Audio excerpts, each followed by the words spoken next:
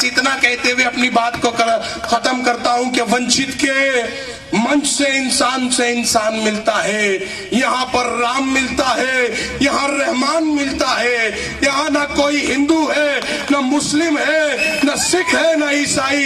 यही वो मंच है जहाँ सारा हिंदुस्तान मिलता है। बहुत बहुत शुक्रिया। कि दायरे में सिमट के आएगा, हर रिवायत से हट के आएगा। आंधियों को जरा खबर कर दो, शेर वापस पलट के आएगा।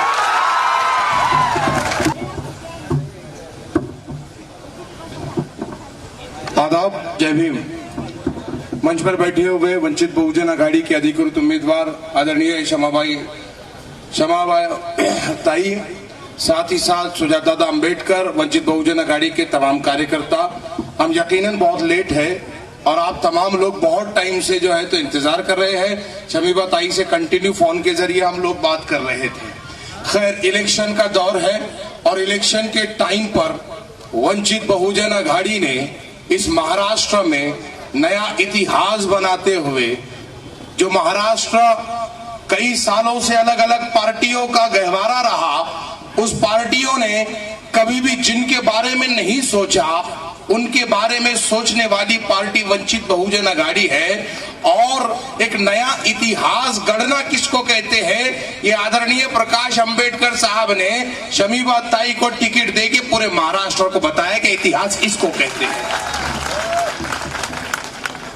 ताई, तूफानों से आंख मिलाओ, सैलाबों पर वार करो। तूफानों से आंख मिलाओ, सैलाबों पर वार करो। मल्लाहों का चक्कर छोड़ो, तैर के दरिया पार करो। और इस बार वंचित बहुजन अघाड़ी का झंडा उठाकर इस रावेर से शमीबा ताई तमाम मसाइल को खत्म करते हुए इस राजनीतिक दरिया को तैरकर पार करके दिखाएगी। और उन तमाम लोगों के मुंह पे ताला होगा कि तृतीयपंथी को टिकट देके बाड़ा साहब ने गलत किया। बाड़ा साहब ने एक ऐसे माइनॉरिटी को चूज किया जिसके बारे में सोचने के लिए भी कोई तैयार नहीं था। शमीबा ताई क्या कर सकती है, मैं आपको बताता हूं। ये एक ऐसी बुलंद आवाज है जिसने जब भी महाराष्ट्र में उठी, महाराष्ट्र को हला दिया। ये 1.5 फुटिया अभी जो महाराष्ट्र में दंदन आ रहा है, इसको घर का रास्ता दिखाने वाली ताई है, इसको औकात याद दिलाने वाली ताई है। और ये इलेक्शन का दौर है और ताई पहले भी मुद्दों की राजनीति कर रही थी, आज भी मुद्दों की राजनीति कर रही है और कल भी आपके मुद्दों की राजनीति करेगी।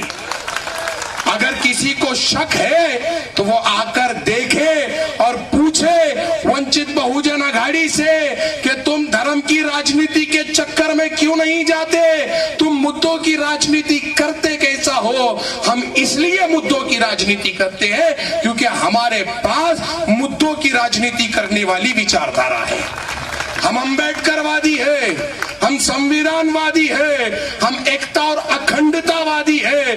हम इस देश को बंटवारे में नहीं डालते।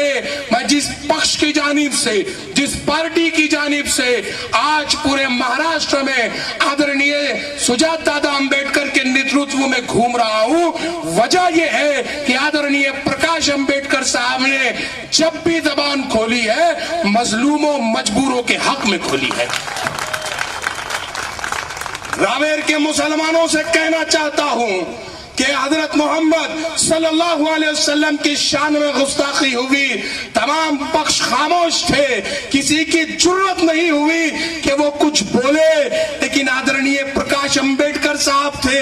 हमारे पास कोई एमएलए नहीं, हमारे पास कोई एमएलसी नहीं, हमारे पास कोई हुकूमत नहीं, फिर भी आदरणीय प्रकाश अंबेडकर साहब ने अपने एक मित्र एमएलए के जरिए मोहम्मद पैगंबर बिल पेश करवाया और जो है तो कोशिश की कि वो मंजूर हो जाए। लेकिन ये कांग्रेस, ये एनसीपी, ये शिवसेना, ये बीजेपी, ये बजरंग दल और आरएसएस की ज़हनियत वालों ने आपके बिल को सुनवाई के लिए भी आगे नहीं लाया। तब जाकर ये लगता है कि शमीबा ताई जैसे चेहरा विधानसभा में जाना चाहिए और जो बिल बाड़ा साहब ने भेजा था उस पर आवाज उठानी चाहिए। मुसलमानों पे केसेस, मुसलमानों के ऊपर दंगों के केसेस, और इसके ऊपर पीछे हटकर खामोश रहने वाले तथाकथित सेकुलर पार्टियां और आगे बढ़कर मुसलमानों के लिए बात करने वाले प्रकाश अंबेडकर। कहने के लिए बहुत कुछ है, वक्त कम है। मैंने ताई से पहले भी वादा किया है कि मैं एक बार रावेर फिर आऊंगा, और जब आऊंगा तो बताऊंगा कि मुसलमान रावेर का क्या कर सकता है। बस इतना कहते हुए अपनी बात को खत्म करता हूं कि वंचित के मंच से इंसान मिलता है, यहाँ पर राम मिलता है, यहाँ रहमान मिलता है, यहाँ ना कोई हिंदू है, ना मुस्लिम है, ना सिख है, ना ईसाई। यही वो मंच है जहां सारा हिंदुस्तान मिलता है। बहुत बहुत शुक्रिया। 16 तारीख को महाराष्ट्र का शेर आदरणीय प्रकाश अंबेडकर साहब इन फिजाओं में इन मिसरों को गुनगुनाते हुए आएंगे कि दायरे में सिमट के आएगा, हर रिवायत से हट के आएगा।